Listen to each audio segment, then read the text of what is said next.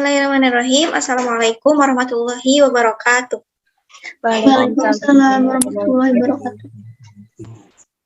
Kami dari kelompok 5 dari Sains Komunikasi dalam matkul dasar-dasar organisasi dan manajemen akan memaparkan hasil analisis kami, hasil dari artikel ilmiah kami dengan judul Analisis Terhadap Permasalahan Komunikasi dalam Organisasi Himpunan Mahasiswa Komunikasi yang disingkat sebagai Himakom periode 2020 sampai 2021 Universitas Juanda.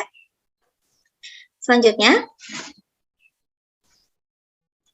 kelompok kami terdiri dari 5 anggota, yaitu Yulianti dengan NIM G2010765, Rizda, saya sendiri dengan NIM G2010593, Sedam Solihin dengan NIM G2011011, Hapsari Syarifah dengan NIM G2010402, dan Arya Bramastia dengan NIM G2010412.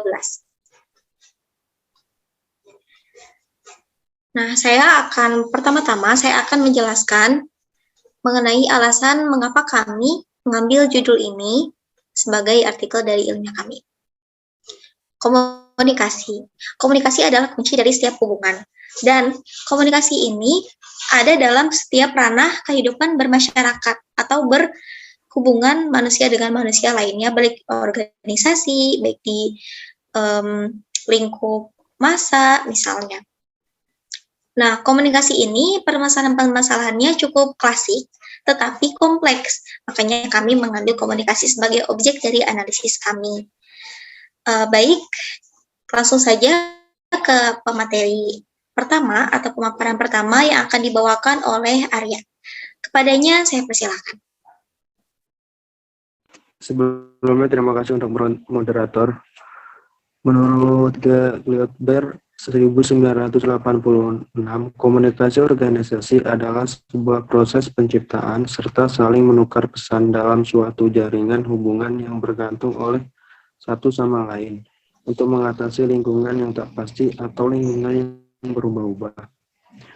Menurut Ron Daum mengemukakan pendapat bahwa komunikasi organisasi adalah salah satu program komunikasi pada kajian bidang public relations mengenai hubungan internal serta hubungan pemerintah dan hubungan investor dalam organisasi. Menurut DeVito mengemukakan bahwa komunikasi organisasi merupakan sebuah usaha mengirim serta menerima pesan baik dalam kelompok formal maupun non-formal dalam suatu organisasi. Selanjutnya.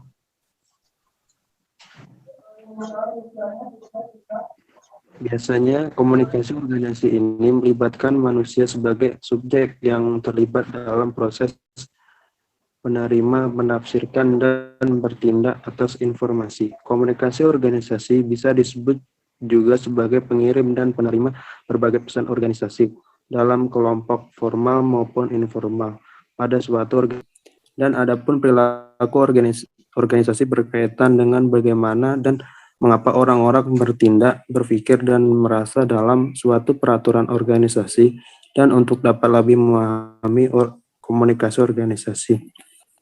Untuk paparan selanjutnya, saya kembalikan kepada moderator. Oke, baik. Terima kasih kepada Arya. Kemudian, pemaparan selanjutnya akan dibawakan oleh Hapsari Syarifah. Kepadanya saya persilahkan. Terima kasih kepada moderator. Baik, selanjutnya ada pengertian komunikasi dan organisasi.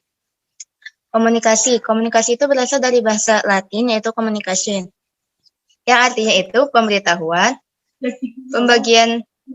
pemberian bagian, pertukaran, atau di mana si pembicara mengharapkan pertimbangan atau jawaban dari pendengarnya. Lalu yang kedua ada organisasi. Organisasi itu salah satu hal yang terpenting dalam memahami komunikasi organisasi adalah bahwa kita sebaiknya memahami pendekatan-pendekatan yang mempengaruhi cara berpikir atau cara pandang terhadap organisasi. Lalu yang terakhir ada komunikasi organisasi, yaitu dapat didefinisikan sebagai suatu petunjuk dan penafsiran pesan di antara unit-unit komunikasi yang dimana termasuk bagian dari suatu organisasi tersebut. Definisi itu telah menekankan pada aspek fungsional dan dapat dilihat dari perspektif interpretatif atau subjektif. Komunikasi Organisasi ini dipandang sebagai suatu proses penciptaan makna atas interaksi yang merupakan bagian organisasi. Selanjutnya, saya kembalikan kepada moderator.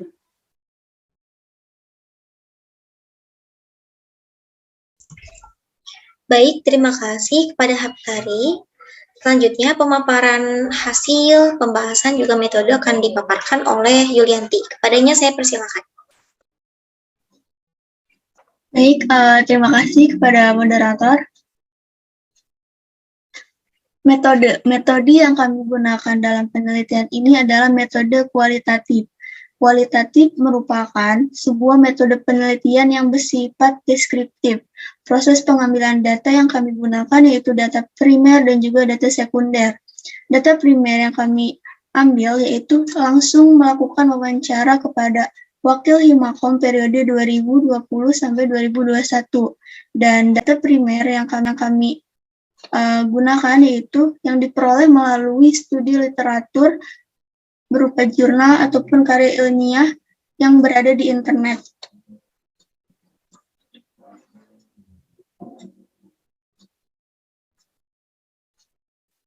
Baik, selanjutnya mengenai hasil dan pembahasan. Berdasarkan hasil wawancara yang telah kami lakukan, bahwa miskomunikasi dalam sebuah organisasi itu pasti terjadi. Kenapa? Karena dari organisasi itu ada yang namanya sebuah kepanitiaan untuk melaksanakan program kerja yang telah dibuat. Nah, pada saat penyampaian informasi mengenai program kerja tersebut, seringkali dalam hal itu terjadi miskomunikasi. Karena daya tangkap dari setiap panitia ataupun anggota tersebut berbeda-beda. Ada yang memiliki daya tangkap cepat, ada pula yang membutuhkan waktu. Seperti contohnya, pada saat acara konfes, pada saat itu terjadi perubahan konsep dan kurang aktifnya para panitia dalam menanggapi hal itu, sehingga di acara kepanitiaan tersebut terjadi yang namanya miskomunikasi.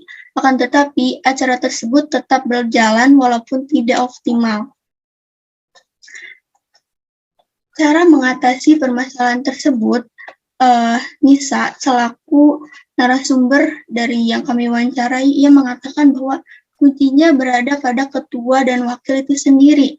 Kenapa? Karena pemimpin merupakan peran utama dalam organisasi tersebut. Oleh karena itu, ketua dan wakil harus mengetahui sikap dan kemampuan dari setiap anggotanya agar pada saat penyampaian informasi dapat dilakukan secara efektif sehingga dapat diterima dan dipahami oleh semua pengurus. Baik, selanjutnya saya kembalikan kepada moderator. Baik, terima kasih Yulianti yang telah memaparkan paparannya. Kemudian, kesimpulan dari publikasi yang akan dipaparkan oleh Sadam Solihin. Kepadanya saya persilakan. Baik, terima kasih kepada moderator yang sudah memberikan waktu kepada saya untuk memaparkan materi.